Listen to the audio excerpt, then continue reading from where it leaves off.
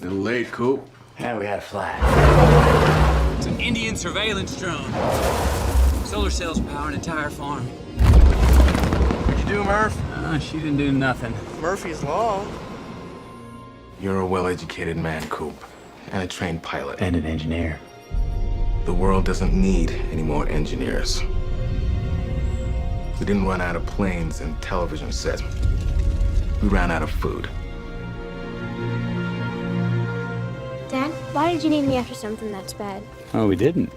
Murphy's Law. Murphy's Law doesn't mean that something bad will happen. It means that whatever can happen will happen.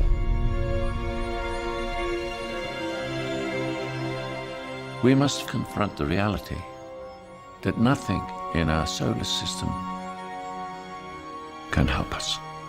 Now you need to tell me what your plan is to save the world. We're not meant to save the world. We're meant to leave it. And this is the mission we were trained for. I've got kids, Professor. Get out there and save them. You have no idea when you're coming back. I'm coming back.